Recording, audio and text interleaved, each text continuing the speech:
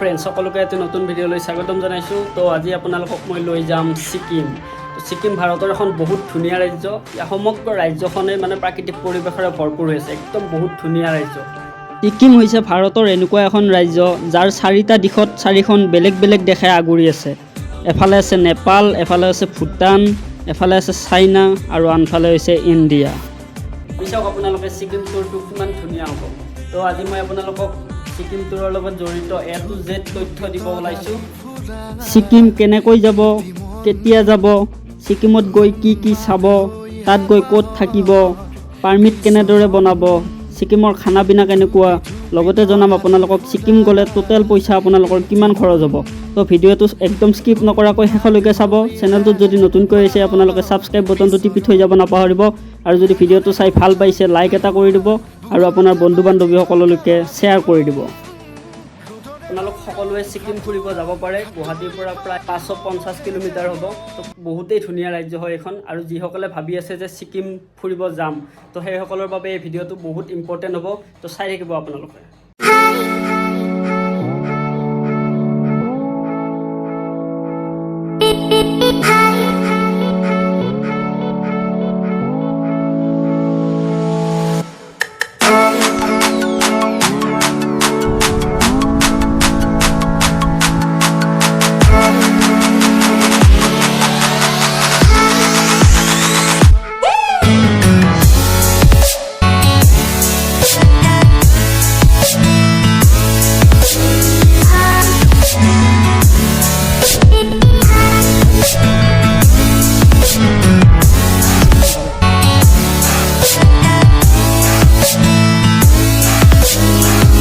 Friends, এতিয়া ক'ব ওলাইছোঁ ছিকিম কেনেকৈ যাব। আপোনালোক সকলোৱে জানে যে ছিকিমৰ ৰাজধানী হৈছে গেংটক। তো ছিকিম ফুৰিবলৈ আপোনালোকে ফাৰ্ষ্ট গেংটক যাব লাগিব আৰু তাৰপিছত চাৰিওফালে ইজিলি আপোনালোকে ছিকিম ঘূৰিব পাৰিব। আপোনালোকে নিজৰ বাইক বা কাৰ লৈ ছিকিম যাব পাৰে, কিন্তু ছিকিমৰ লোকেল ছাইটবিলাকৰ বাহিৰে আপোনালোকে ইষ্ট ছিকিম, নৰ্থ ছিকিম যাব লাগিলে ছিকিমৰ পাৰ্মিট থকা গাড়ীহে লৈ যাব পাৰিব। তাতে গভৰ্ণমেণ্টৰ পাৰ্কিং আছে, আপোনালোকে পাৰ্কিঙত নিজৰ কাৰ বা বাইক থৈ ছিকিম ফুৰিব পাৰিব ছিকিমৰ পাৰ্মিট থকা গাড়ীত। লগতে তাতে বাইকো ৰেণ্টত পাব। বাইক বা কাৰ লৈ গ'লে আপোনালোকে শিলিগুৰি নাপাওঁতে মানপাৰা বুলি ঠাইটোৰ পৰা ৰাইট ছাইড গৈ পাব কৰুণাচল ব্ৰিজ, আৰু কৰুণাচল ব্ৰিজৰ পৰা ৰাইট ছাইড গ'লে পাব গেংটক। বাই ফ্লাইট যদি আপোনালোকে যাব বিচাৰে, ছিকিমত এটা এয়াৰপৰ্ট আছে পাকিয়ং এয়াৰপৰ্ট, কিন্তু ইয়াতে কেৱল লিমিটেড ফ্লাইটে পোৱা যাব। তো পাকিয়ং এয়াৰপৰ্টৰ পৰা গেংটক 26 কিলোমিটাৰ হয়। এইখিনি যাবলৈ আপোনালোকে শ্বেয়াৰিং টেক্সি পাই যাব। 400 পৰা 500 টকা চাৰ্জ কৰিব। আৰু টিকেটৰ প্ৰাইচ হ'ব গুৱাহাটীত টু পাকিয়ং এয়াৰপৰ্ট প্ৰায় 2100 টকা। বাই ট্ৰেইন যদি আপোনালোকে গেংটক আহিব বিচাৰে, তেনেহ'লে ছিকিমৰ আটাইতকৈ ওচৰত থকা ৰেলৱে ষ্টেচনটো হৈছে NJP, new Jalpaiguri railway station. তো তাৰ পৰা আপোনালোকে গেংটক প্ৰায় 115 কিলোমিটাৰ যাব লাগিব। শ্বেয়াৰিং টেক্সি আপোনালোকে পাই যাব, নহ'লে আপোনালোকে ভাড়া কৰি টেক্সি লৈ যাব পাৰিব বা পাব্লিক ট্ৰেন্সপৰ্ট পাব, বাছৰ দ্বাৰাও আপোনালোকে গেংটক যাব পাৰিব। মোৰ হিচাপত আপোনালোকে ট্ৰেইন বা ফ্লাইটত যদি গেংটক যায়, তেনেহ'লে আপোনালোকৰ জাৰ্ণিটো খুবেই ধুনীয়া হ'ব আৰু পইচাও কম খৰচত হ'ব। তো আপোনালোকে যদি ট্ৰেইন বা ফ্লাইটত গেংটক আহে, তেনেহ'লে আপোনালোকে প্ৰায় 2 পৰা 3টা বজাত গেংটক পাই যাব। তো গেংটকৰ ফেমাছ MG মাৰ্গৰ ওচৰত আপোনালোকে হোটেল ৰুম বুক কৰিব। তাত আপোনালোকে ফ্ৰেছ হৈ ওলাই যাব গেংটকৰ লোকেল ছাইটবিলাক ভিজিট কৰিবলৈ। তো তাতে আপোনালোকে শ্বেয়াৰিং টেক্সি পাব, লগতে টেক্সি ভাড়াও কৰিব পাৰিব। প্ৰায় 1500 পৰা 2000 টকা চাৰ্জ কৰিব। তো গেংটকত ধুনীয়া ধুনীয়া ৱাটাৰফল পাব লোকেল ছাইটবিলাকৰ ভিতৰত, আৰু লগতে কিছুমান টেম্পল পাব, কিছুমান মনেষ্ট্ৰি পাব, লগতে বহুত ধুনীয়া পাৰ্কো আছে কিছুমান, লগতে মন্দিৰ কি ক'ম আৰু বহুত ধুনীয়া ধুনীয়া ঠাই আছে। আৰু তাৰপিছত আপোনালোকে ৰাতি ওলাই যাব পাৰে গেংটকৰ ফেমাছ MG মাৰ্গ। তো MG মাৰ্গত গৈ আপোনালোকে ফৰেনৰ ফিলিংছ ল'ব পাৰিব। আৰু MG মাৰ্গ হৈছে ভাৰতৰ আটাইতকৈ ধুনীয়া আৰু চাফা মল ৰোড। এনেকুৱা ধুনীয়া আৰু চাফা মল ৰোড আপোনালোকে ভাৰতৰ কোনো ৰাজ্যতে দেখা নাপাব। তো গেংটকত আপোনালোকে গধূলি গৈ MG মাৰ্গৰ মজা লওক। তাতে আপোনালোকে ফটো চটো উঠিব, ভিডিঅ' বনাব পাৰিব, আৰু লগতে আপোনালোকে ফৰেনৰ ফিলিংছ ল'ব পাৰিব। তো লগতে আৰু ধুনীয়া ধুনীয়া দোকান আছে, তাতে আপোনালোকে শ্বপিং কৰিব পাৰিব। তো গেংটকত যোৱাৰ চিনস্বৰূপে আপোনালোকে তাৰ পৰা কিছুমান সৰু সৰু বস্তু শ্বপিং কৰি ঘৰত সজাই থ'ব পাৰিব। তো তেনেকুৱা দোকান তাতে বহুতেই পোৱা যাব। ছিকিম কোনো ছিংগল চিটি টুৰ নহয়, ই হৈছে এটা ষ্টেট টুৰ। তো গোটেই ছিকিমখন ঘূৰোঁতে আপোনালোকে 5 পৰা 6 দিন সময় লাগিব। তাৰ বাবে আপোনালোকে পাৰ্মিট বনাব লাগিব। তো আপোনালোকে টুৰ পেকেজ বুক কৰি ল'ব, তেতিয়া আপোনালোকৰ পাৰ্মিটৰ কোনো ইছ্যু নাথাকে। লগতে আপোনালোকে ঠাইবোৰ ঘূৰোঁতেও বহুতেই ইজি হ'ব, লগতে পইচাও কম খৰচতে হ'ব। তো ডেছক্ৰিপশ্যনত নাম্বাৰ আছে, কণ্টেক্ট কৰিব। গেংটকত আপোনালোকে ৰাতি থকাৰ পিছত পিছদিনা ৰাতিপুৱা আপোনালোকৰ প্লেন হ'ব ইষ্ট ছিকিম। তো আপোনালোকে ইষ্ট ছিকিমত বাবা হৰভজন সিং মন্দিৰ, ইণ্ডো চাইনা বৰ্ডাৰ নাতুলা পাছ, লগতে চাংডু লেক আৰু কিবাকিবি লেক দেখা পাব। তো সেইবিলাক চোৱাৰ পিছত আপোনালোকে বেছি দূৰ নহয়, গেংটকৰ পৰা প্ৰায় 60 কিলোমিটাৰ হ'ব। তো আপোনালোকে সেইখিনি কমপ্লিট কৰাৰ পিছত আকৌ নেক্সট আপোনালোকে ৰিটাৰ্ণ টু গেংটকত আহিব, গেংটকত ৰাতি থাকিব।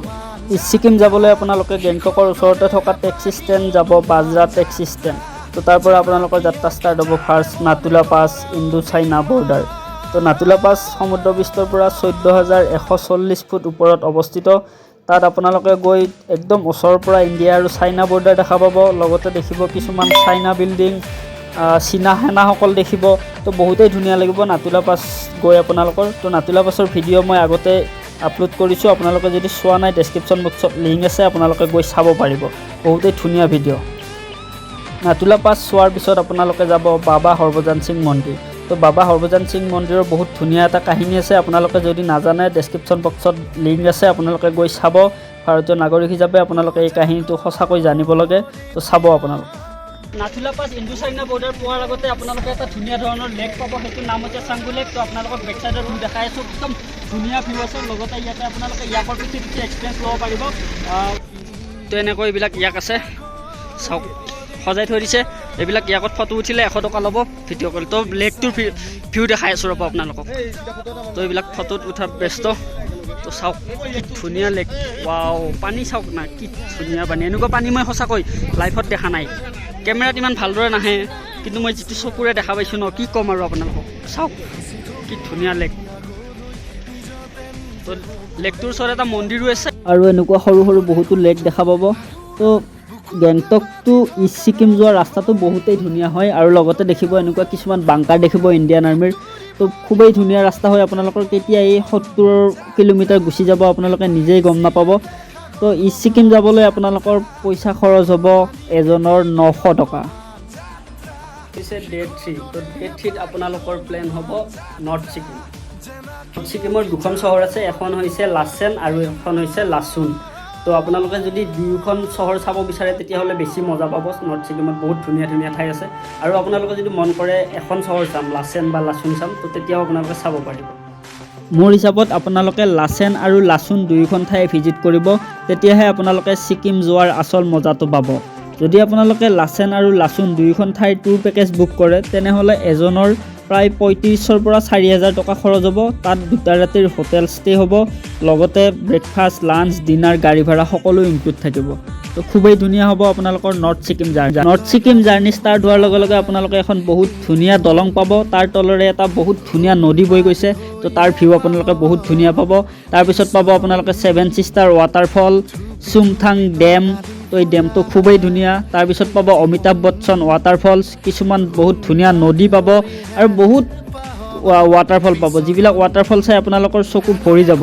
তো আৰু লগতে পাব কাঞ্চনজংঘা ভিউ পইণ্ট, আৰু পাব কিছুমান ৱাটাৰ ক্ৰচিং, আৰু বহুত নদী পাব, কিছুমান ধুনীয়া ধুনীয়া দলং পাব, বহুত টানেল পাব। তো আপোনালোকে প্ৰায় 120 কিলোমিটাৰ ৰাস্তা গেংটক টু নৰ্থ ছিকিম। তো খুবেই ধুনীয়া হ'ব, আপোনালোকৰ কেতিয়া টাইম গুচি যাব আপোনালোকে নিজে গম নাপাব।